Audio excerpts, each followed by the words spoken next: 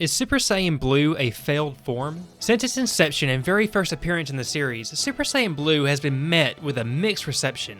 From the way it immediately replaced Super Saiyan God to seemingly just being a Super Saiyan recolor, the debate on the quality of the form and its overall usefulness in the series has always been a hot topic. But is Super Saiyan Blue a failed form? Many would say so, with a multitude of reasons worth exploring to support this claim. But is there truly any merit that warrants the godly version of Super Saiyan being considered a failure? My name is Champazard, and join me as I explore if Super Saiyan Blue is truly a failed form, or if it's all meaningless conjecture with no foundation to stand on. Super Saiyan Blue was instantly met with hesitation and disdain by many due to the method of its introduction in 2015. Debuting in Dragon Ball Z Resurrection F, this powered-up godly form was the next step in Goku and Vegeta's journey to master God Ki. Wielding this newfound power, they first displayed it to the audience to do battle with Golden Frieza, just as the original Super Saiyan form was debuted against its mighty foe all the way back on Namek. But why was this a controversial introduction that so many took issue with? Because of the nature in which it was introduced. In Battle of Gods, we were introduced what was seemingly the pinnacle of Saiyan power with Super Saiyan God, as we witnessed Goku ascend to godhood following the Super Saiyan God ritual. But this in and of itself wasn't the issue. It was the way in which Super Saiyan God, which was presented as the only method of fending off Beerus in the previous movie, was suddenly appearing to be completely obsolete so shortly after its initial introduction. It also came as a surprise as it was revealed that the ritual was never truly needed and required for God Ki to be obtained and for these forms to become available to the likes of Goku and Vegeta. To many, from a certain narrative perspective, this undid a lot of the mystery and aura built around Super Saiyan God, which without the perfect conditions was nearly impossible to obtain. In comparison to Super Saiyan God, Blue was an improvement in every conceivable way. Upon first presentation, it naturally was faster and stronger, being a Super Saiyan version of the red-haired God form. It wasn't subdued by the time limit that plagued Super Saiyan God, as Blue was obtained through control of God Ki, not the ritual. It also lacked any stamina issues in comparison to Golden Frieza, though the manga would present Blue in a way where it used significantly more stamina than Super Saiyan God at a later date, but this was far after its initial introduction. Sipping with Super Saiyan God and avoiding Blue entirely doesn't come off entirely as a bad way of doing things, as in a short time, Goku and Vegeta completely bypassed Super Saiyan God in favor of Blue immediately after God had but a few short minutes of screen time before being rendered seemingly useless by the presence of Blue. Goku and Vegeta would find later uses for God, showing it still had a role to play, but it almost always would be presented in a manner where it's far inferior than Blue. So many argue that Super Saiyan God should have stuck around for a lot longer, and Super Saiyan Blue should have come at a later date. The naming scheme of the form also didn't help matters any pertaining to its controversial reputation. Known originally as Super Saiyan God Super Saiyan, such a long and mouthful of a name came off as extremely goofy. Also saw arguments that the red-haired form should have been labeled as just Saiyan God, with Blue being known as Super Saiyan God. This idea has merit, as the red-haired God form is essentially just God Ki, channeled in Goku and Vegeta's base form, while Blue is God Ki, channeled alongside the Super Saiyan transformation. So calling the red-haired Saiyan God and the blue-haired Super Saiyan God does make a little bit of sense. But naturally, the name Super Saiyan God Super Saiyan would ultimately become less used in favor of Super Saiyan Blue, but upon Resurrection F's release, Super Saiyan God Super Saiyan was the only name we had to work with, and it most certainly did not catch on. Many people argue that they would have just preferred Goku and Vegeta to stick with Super Saiyan God. This desire obviously stems from personal preference for concept and design, but having God stick around a bit longer surely would have given more credence to the form and saved Blue from some of the backlash that held it back while it was the most powerful form in the series. With Blue being introduced in the immediate sequel to Battle of Gods, it would be a great amount of time before we would see Super Saiyan God again, mainly in the anime. This resurgence of God would occur following episode 100, when Goku finally started using it again when he fought alongside Hit, as a method of conserving energy by avoiding use of Super Saiyan Blue. This was a similar concept and approach the manga had taken, though that took place as early as the Universe 6 arc. Other transformations that have become iconic in Dragon Ball have had grand introductions. Look at the likes of Super Saiyan and Ultra Instinct. The events associated with them and their reveals are among the best content in Dragon Ball.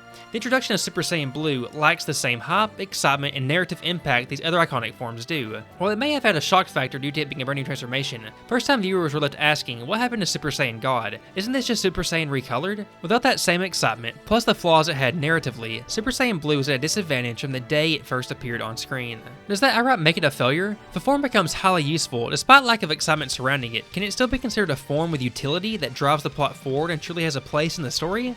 To determine this, we have to examine how Super Saiyan Blue performed against the many enemies it faced throughout the course of the series. The first primary antagonist Super Saiyan Blue did battle with ended up being a lackluster affair. While it did give Goku and Vegeta the power to oppose Golden Frieza, it wasn't used in such a way that led to a decisive victory. Instead, Goku played a waiting game of Frieza's stamina to diminish, rendering his golden form useless. The form being used this way at first lends more credence to the concept of having Super Saiyan God stay around longer.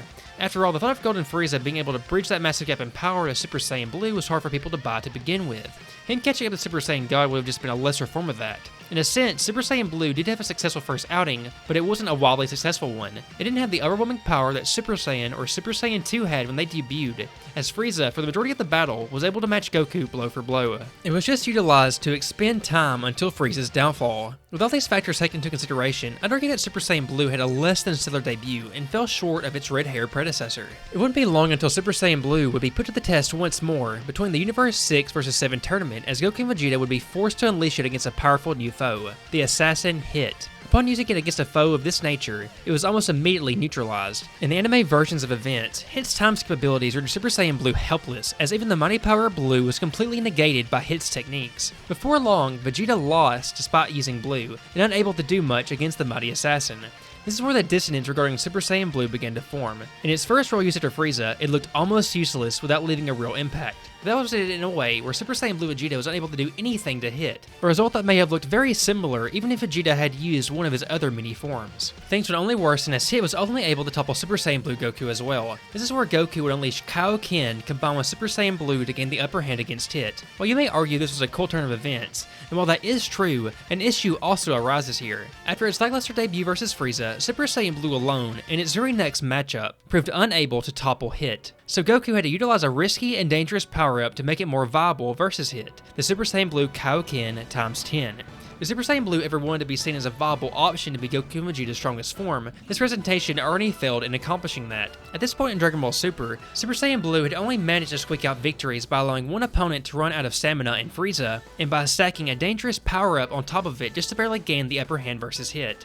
It was off to an extremely rough start. It was still lacking a decisive victory, and with the introduction of the Kaioken, the message was already being sent that Super Saiyan Blue just wasn't strong enough to get the job done against primary enemies. The method Goku used against Hit in the manga was a bit different than the anime. Using a combination of God and Blue against Hit, Blue was presented as much stronger than Hit was in the manga, but with part of its presentation being that it had a much bigger stamina drain than the anime. Whis even states Vegeta was only able to use around 10% of Blue's max strength versus Hit, being why he lost so easily. So the issue isn't as severe in the manga version of events, though Goku didn't use Blue all that much versus Hit in the manga. But where Blue became heavily used was in the Goku Black arc. Goku and Vegeta both heavily used Blue to do battle with Goku Black and Zamasu, and it overall proved more useful here than in prior arcs, but it still wasn't strong enough to get the job done. After all, once Goku Black attained Rose, he did gain a strength advantage for a time until Vegeta countered that with more training, but initially this wasn't the case. You could even argue that Goku Black got more use out of Rose, Blue's corrupted equivalent, than Goku and Vegeta did in Blue, as in the anime, Goku Black overwhelmed Goku and Vegeta with his corrupted godly power.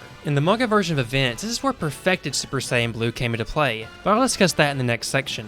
The tournament of power would then come where Jiren would prove to be too much for Super Saiyan Blue, eventually paving the way to Ultra Instinct. At this point, Blue would become less and less used as Vegeta and Goku would turn towards greater realms of power with the likes of Ultra Instinct and Ultra Ego, leaving Blue as a temporary alternative, a form without a decisive victory. Super Saiyan Blue has a variety of presentations beyond its base form. Through both the manga and anime, we saw Goku and Vegeta achieve several enhancements to push Super Saiyan Blue even further. But this also may be part of the issue with Blue. As the form itself wasn't viable enough, Goku and Vegeta had to push it further to achieve slightly different transformations, which were ultimately just more powerful variations of Blue to make it more suited to the circumstances at hand. This began with the Super Saiyan Blue Kaioken vs Hit, which I touched on earlier. The main issue here is that only in the second arc of Blue being around, and in its second major fight, Goku had to risk stacking a massive power-up to make it more viable to counter Hit's time skip. In the very next arc, we would see something similar, but this time in the manga.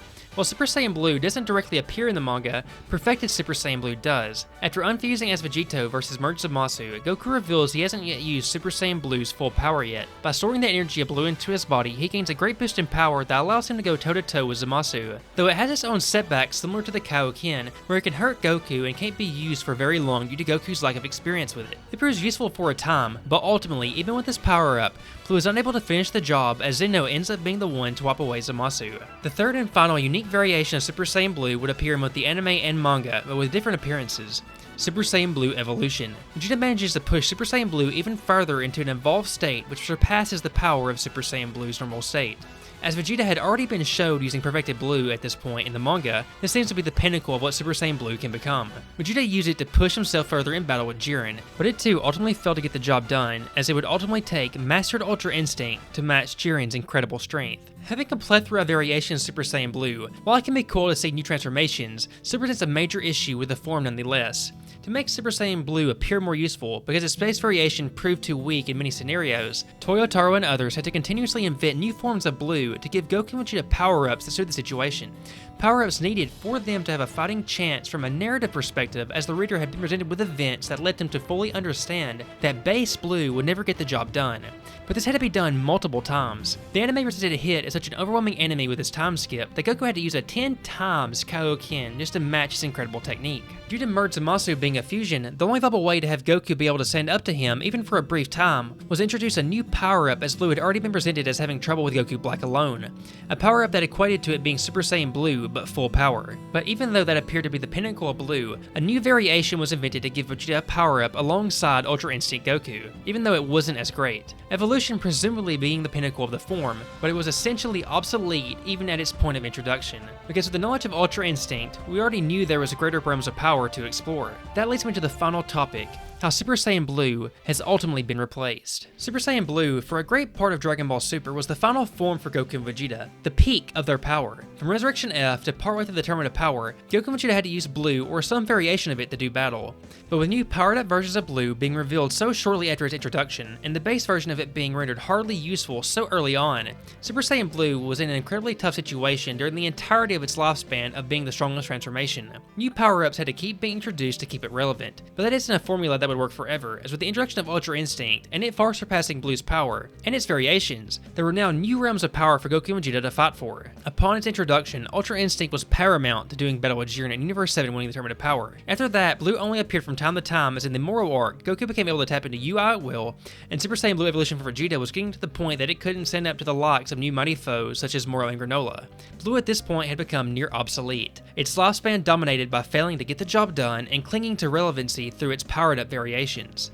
Eventually, Goku and Vegeta would obtain Ultra Instinct and Ultra Ego, forms surpassing Blue in every conceivable way. Now, when they use Blue, we know they aren't taking the fight all that seriously, as there are stronger forms available to be used. But is Super Saiyan Blue actually a failure? I wouldn't deem that to entirely be the case, but I understand why you would think so. I do think it served a purpose, but it would be egregious to claim that it proved spectacularly useful and that the series absolutely had to have it. Some of the complaints regarding it do carry actual merit, but it was Goku and Vegeta's strongest form for a very long time. For around 90 episodes of the anime and through several arcs, Goku and Vegeta had to rely on Blue just to give them a fighting chance, but Blue never came near the highs that Ultra Instinct did. It never proved decisive in fighting a powerful enemy like Super Saiyan and Super Saiyan 2 did. It never truly had the upper hand in many fights aside from mainly Frieza. The Super Saiyan Blue Kaioken granted Goku an edge against Hit, but not Blue in its base. Perfected Super Saiyan Blue only allowed Goku to temporarily fight Merge Zamasu, but he was never truly in control. And Super Saiyan Blue evolution was still weaker than Jiren even upon its introduction. It's a form plagued by its lackluster debut and its numerous variations that were used just to make it viable. While I wouldn't say it was a total failure, it also remains far from a great success. But let me know what you think. Do you think Super Saiyan Blue is a useless and failure of a form? Let me know down in the comments below. And if you watched this far and you like my content, please consider hitting the like button and even the subscribe button, as it helps the video grow and it helps the channel grow. I'll see you next time, and thank you so very much for watching.